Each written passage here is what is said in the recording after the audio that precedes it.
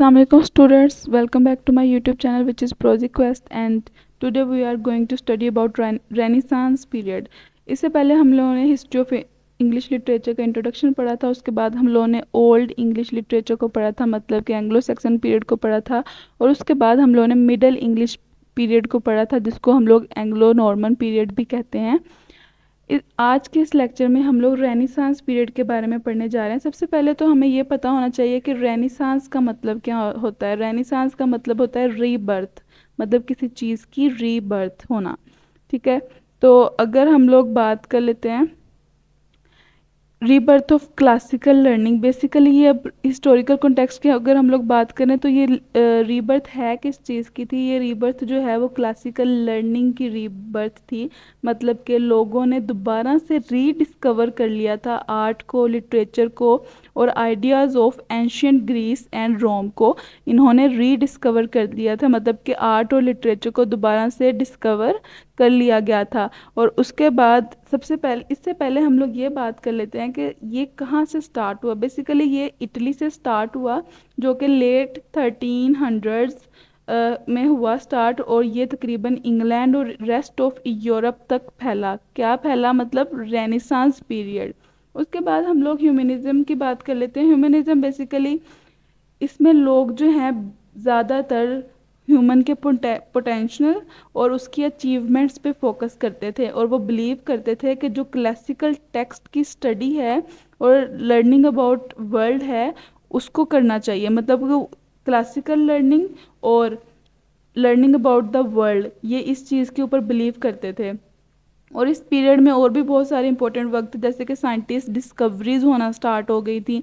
Printing press जो है उस दौर में इंट्रोड्यूस करवाया गया था। साइंटिस्ट डिस्कवरी में जैसे कि उन साइंटिस्ट ने डिस्कवर किया था कि अर्थ जो है वो सन के इर्द गिर्द रिवॉल्व नहीं करता है। ये तब की बात हो रही है, मतलब ये उस दौर की बात हो रही है जब साइंटिस्ट जो हैं उन्होंने न्यू डिस्कवरीज करना स्टार्ट की थी, नई नई। और प्रिंटिंग प्रेस जो है उस दौर में इंट्रोड्यूस हुआ था। लाइक लोगों के लिए बहुत ज़्यादा अब ईजी हो गया था कि वो अपनी बुक्स को जो है वो प्रिंट करवा सकें और नॉलेज को जो है वो स्प्रेड कर सकें। इसके बाद हम लोग की figures in English renaissance period में की बात कर लेते हैं, मतलब के फेमस राइटर और उनके वर्क की बात कर लेते हैं। सबसे पहले आते हैं हमारे पास विलियम शेक्सपियर, जो कि मोस्ट इम्पोर्टेंट राइटर माने जाते हैं रेनेसांस पीरियड के। और इन्होंने बहुत ज़्यादा फेमस प्लेस भी राइट किए, बहुत ज़्यादा पोइम्स भी राइट की। और उन्होंने जैसे कि आप लोग रोमियो और जूलियट की स्टोरी को देख सकते हैं, हैमलेट की स्टोरी को देख सकते हैं, मैकबथ को देख सकते हैं। ये सारे शेक्सपियर के प्लेस हैं जो कि आजकल के दौर में भी परफॉर्म किए जाते हैं। आप खुद ही अंदाज़ा कर लें कि रेनेसांस पीरियड जो है ये 1500 से 1660 में स्टार्ट हो रहा है। इसका मतलब ये है कि आज के दौर में, मतलब अभी हम लोग पोस्ट मॉडर्निज्म में हैं, और आज के दौर में भी शेक्सपियर के ये जो प्लेस हैं, हैमलेट हो गया, मैकबेथ हो गया, रोमियो जूलियट हो गया, वो भी परफॉर्म किए जा रहे हैं। तो सोचें उसने इन प्लेस को कितनी खूबसूरती से और कितना अच्छा राइट किया था। इसके बाद हम लोग अपने सेकंड राइटर की बात कर लेते हैं, जो कि क्रिस्टोफर मार्लोव हैं। इन्होंने एक्साइटिंग प्लेस राइट किए थे, जैसे कि डॉक्टर फास्टस। ये एक ऐसा आदमी था जिसने डेवल के साथ डील की थी। इन क्रिस्टोफर मार्लोव का ये जो डॉक्टर फास्टस प्ले है, ये आजकल के पोस्ट मॉडर्निज्म में भी मोस्ट फेमस प्ले माना जाता है। हालांकि देखें ये कितने पुराने दौर में लिखा गया है। उसके बाद हम लोग बात कर लेते हैं सर फिलिप सिडनी की। इन्होंने बहुत सारी पोइम्स को जो है वो ब्यूटीफुली राइट किया है, जिसमें एस्ट्रोफल एंड स्टेला की जो स्टोरी है ये बहुत ज़्यादा फेमस है। और ये बेसिकली लव स्टोरी है जो लव के बारे में राइट की गई है। और एंड पे हम लोग एडमंड स्पेंसर की बात कर लेते हैं, सॉरी।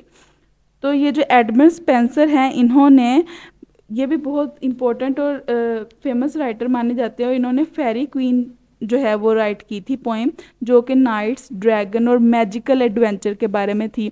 तो ये मोस्ट इम्पोर्टेंट रेनेसांस के राइटर्स माने जाते हैं, की फिगर्स माने जाते हैं, जिन्होंने बहुत इम्पोर्टेंट वर्क्स राइट किए जो कि आज के दौर में भी बहुत फेमस है।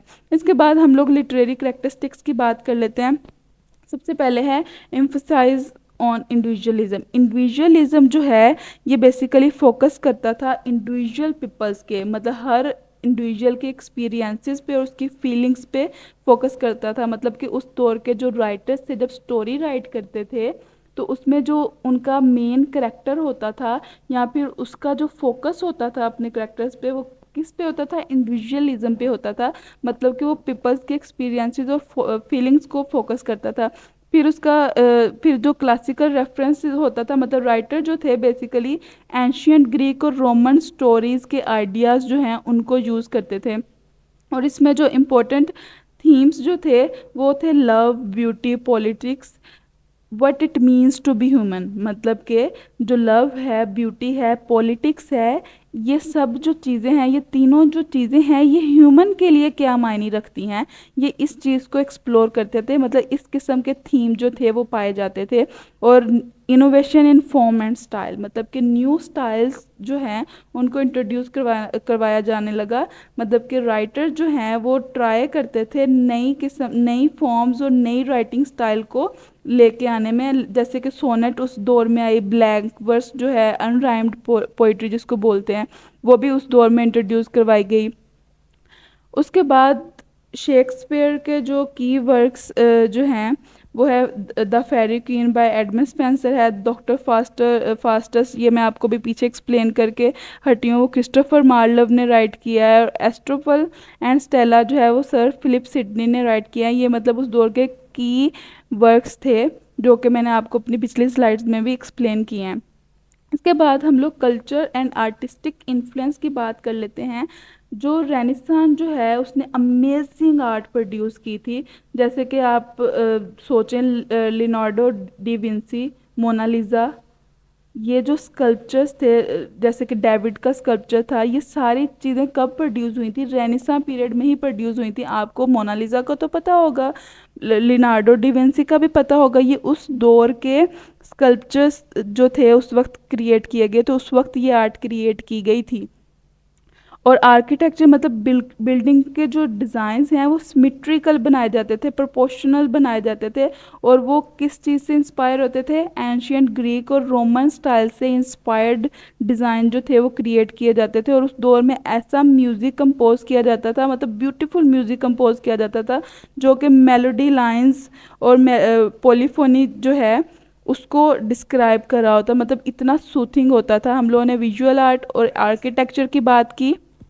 इसके बाद हम लोग जो है थोड़ा सा डिस्कस कर लेते हैं कि हम लोगों ने आज की इस वीडियो में क्या पढ़ा है। हम लोगों ने बेसिकली रीबर्थ ऑफ आइडियाज़ की बात की है कि रेनेसांस का मतलब ही रीबर्थ है। और वो रीबर्थ ऑफ आइडिया जो है वो एंशियंट ग्रीक और रोमन आर्ट के आइडियाज़ जो हैं उसकी रीबर्थ है। ह्यूमनिज्म और डिस्कवरीज की बात की, हम लोगों ने फेमस राइटर्स की बात की, लिटरेरी थीम्स की बात की जो कि फोकस करते थे इंडिविजुअल्स पे, क्लासिकल इन्फ्लुएंस पे, लव, ब्यूटी, पॉलिटिक्स और न्यू राइटिंग स्टाइल्स पे। और इसके बाद हम लोगों ने कल्चरल इन्फ्लुएंस जो कि ग्रेट आर्ट के तौर पर माने जाते हैं, और वो कौन सी आर्ट है, जैसे मोनालिसा की आर्ट है, डिविंसी की आर्ट है। और thank you so much for watching my video. अगर आपको इस लेक्चर में कोई भी कन्फ्यूजन है, you can ask me in comment section. और इसके अगर आपको वर्ड फॉर्म में या पीडीएफ फॉर्म में नोट्स चाहिए, you can contact me on my Instagram and Facebook channel, so I will provide you the notes on that on there. Thank you so much for watching my video. Allah Hafiz.